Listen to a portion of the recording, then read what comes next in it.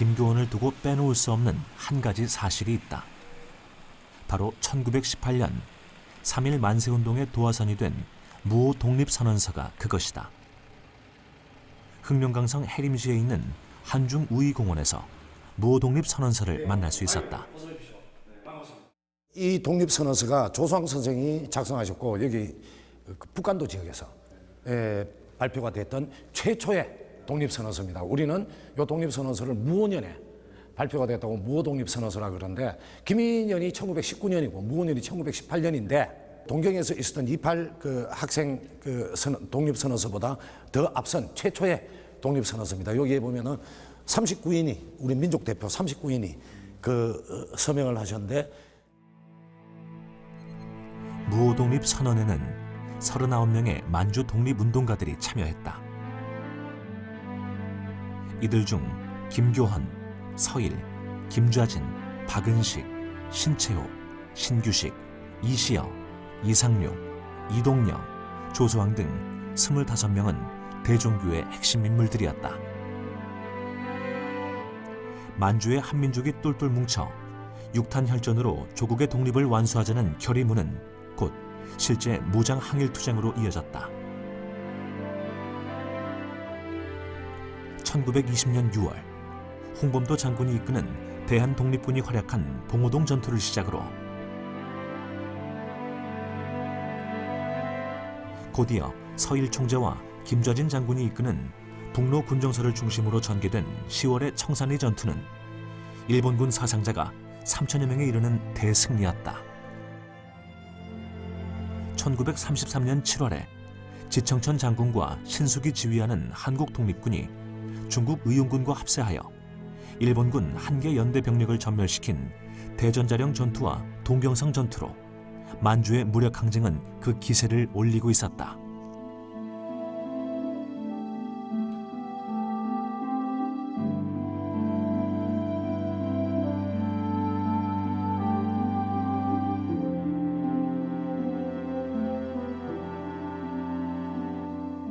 이 주요 항일전 승첩을 이끌었던 독립군 지휘관들은 모두 대종교도였다.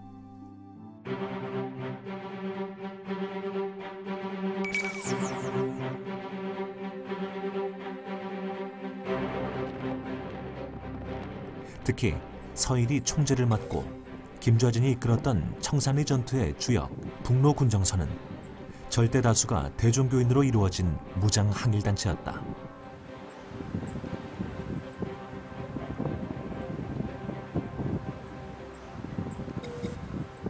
청산리 전투는 대종교의 북로 군정서를 비롯한 독립군 연합사단이 일본군 제19사단을 포함 세계사단 병력과 정면 대결을 벌인 대접전이었다.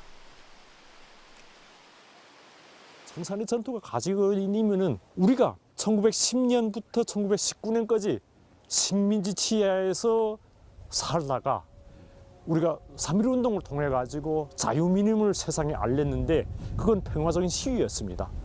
그럼 그걸 가지고 안 되니까 무장 독립운동 해야 되겠다.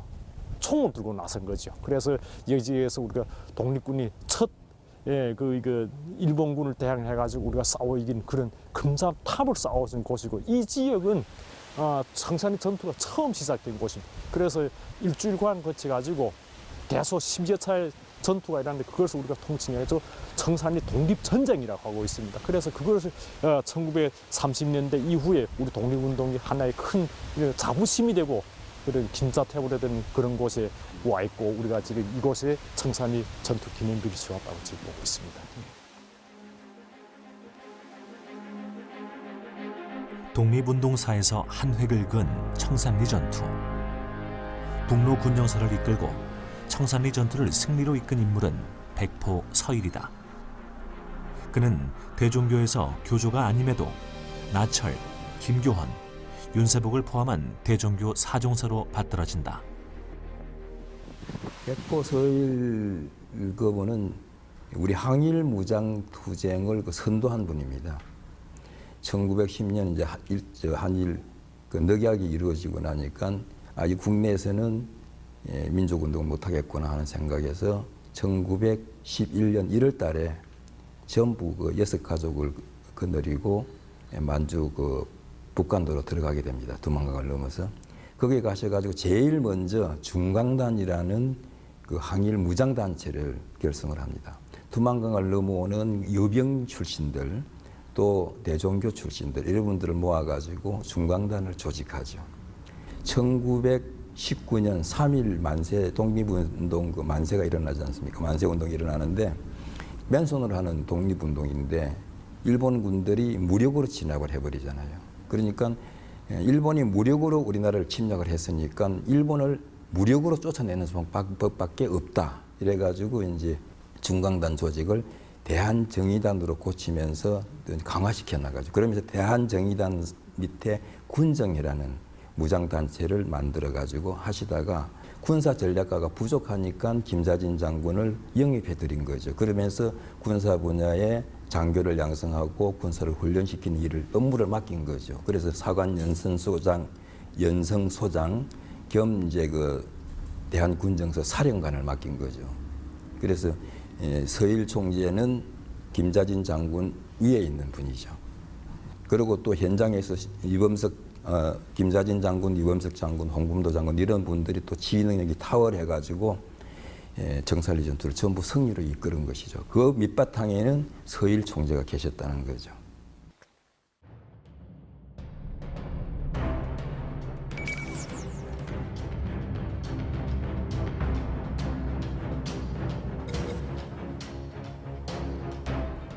북로 군정서의 골간과 핵심 세력들은 모두 대종교인들이었다. 따라서 북로 군정서는 대종교의 주장과 행동 강령으로 항일 무장투쟁을 전개해 나갔다. 청산리 전투 시작되는 거는 여기에 이 지역이 한인 사회를 바탕으로 해가지고 우리가 1910년도 독립운동가들이 독립전쟁론이라는 그러한 그 방맥으로 이 지역을 독립군 기지와 독립군 양성소로 만듭니다. 그래서 우리가 있었던 뭐 간도 국민이나 북로 군정서나 북로 독공부 이런 게 만들어지니까 그래서 여기에 3.1 운동 있고 그다음 무장투쟁으로 전개되면서 국내 진공작전을 해가지고 봉오동 전투가 일어납니다. 그래서 천하무적이라는 일본군이 봉오동에서 보기 좋게 깨지고 하니까 일본군이 훈춘 사건이라는 걸 일으켜요. 중국 마적을 동원해가지고 훈춘 영상북만을 습격. 그래가지고 간도 불령선임 초토교역이라는 이런 걸 만들어가지고 여기에 2만 5천 명의 병력이 지금 집중됩니다. 그래서 중국 정부가 독립군에 대한 근거지를 이동해라. 그러니까 이 청산이라는 이 지역이 대종교의 본산입니다. 그래서 북로군정서가 여기에 되고 그 전에 벌써 저 이도구에는 우리 그 홍범도 장군이 영동하는 대한독립군의 국내군이 그쪽으로 포진해 있고 백두산을 중심으로 해서 새로운 근거지를 하면서 왔다가 이 지역에서 청산리 전투라는 걸 하게 되죠.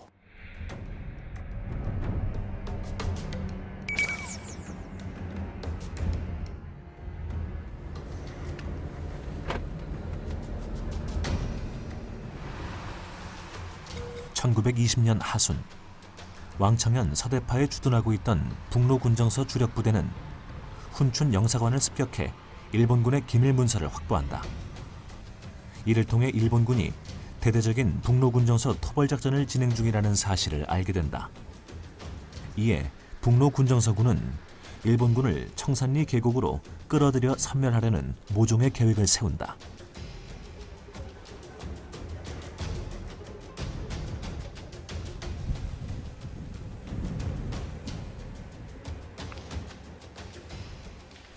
봉오동 전투와 청산리 전투에서 이딴 참패를 맛본 일제는 그 보복으로 만주 전역의 우리 동포에게 무자비한 만행을 자행하기 시작한다.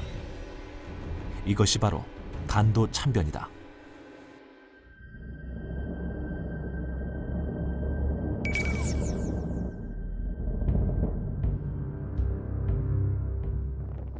일제는 만주 일대 군인들을 집결시키고 조선족 거주 지역의 가옥들을 불태웠다. 민간인들을 무차별 학살한 대대적인 보복이었다. 일제는 무력 진압과 함께 아예 대종교의 싹을 제거하려는 시도를 한다. 1925년 조선 총독부와 만주 군벌 장장님이 맺은 삼시협약에는 대종교가 강제 해산되어야 할 불량단체로 명시되어 있다.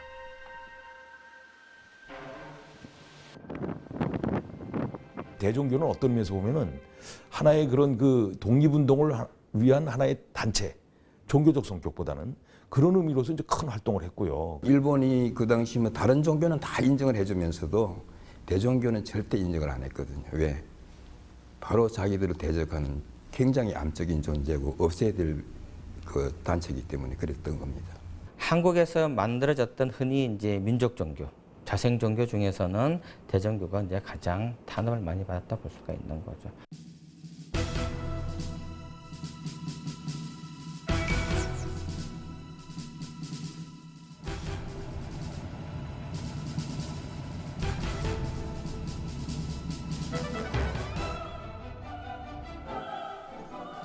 일제의 탄압이 대종교 총본산인 청파오에까지 미치자 대종교 총본산은 부득이 일본 세력의 영향력이 미치지 못하는 러시아 국경 근처 흑룡강성 밀산시 당벽진으로 이전한다.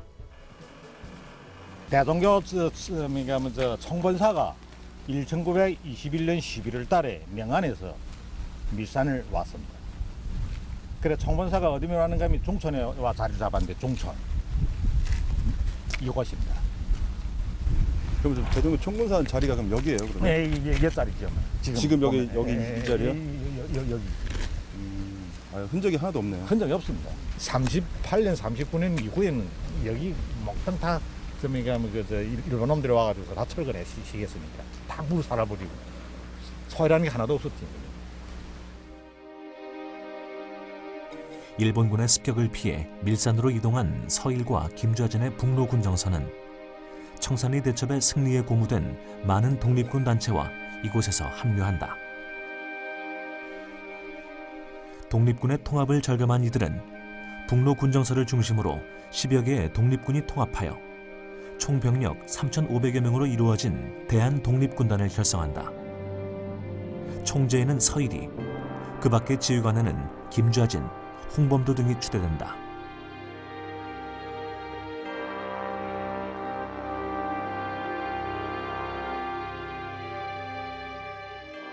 대한독립군단은 규모나 기세면에서 그 어떤 독립군 단체보다 월등히 앞서 있었다.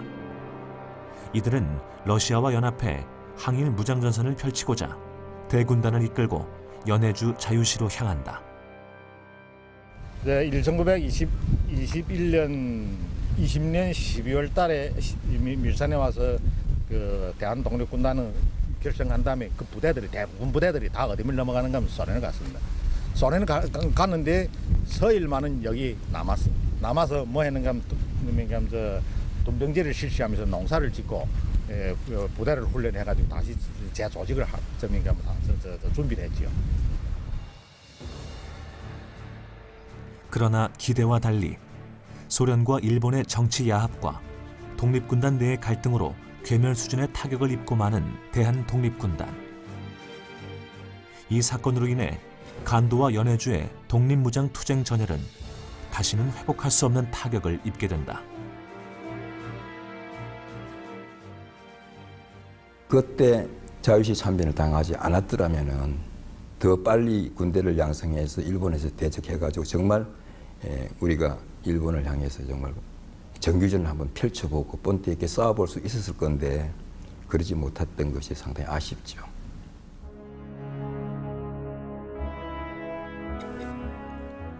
독립군단을 경제적으로 지원하기 위해 밀산에 남아 둔병제를 실시하던 서일은 자유시 참변과 동시에 때마침 들이닥친 토비의 습격으로 밀산에 남아있던 독립군 대다수가 학살당하자 책임을 지고 뒷산에 올라 스스로 목숨을 끊는다.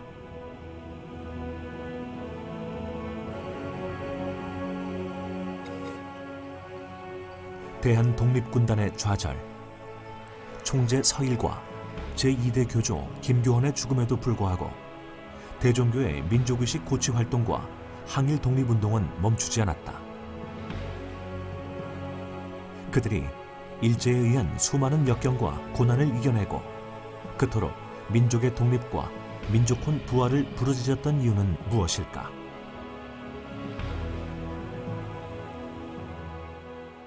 나철 선생이 이렇게 말했습니다. 국수망이 도가전이라고 하시는데 나라는 비록 망했어도 돈은 살아있다. 그거이거든요. 그러면 민족 정신이 살아있다는 겁니다. 그 민족 정신을 살려가지고 일본을 물리치자는 그런 거죠. 그런 의미에서 이제 대종교를 일으키신 것이고 정말 그때 우리 민족 정신을 일으켜서 우리나라 국난을 극복하고자 했던 것이죠. 그러니까 그 대종교의 역할이 대단히 중요했다고 저는 생각을 하고 있습니다.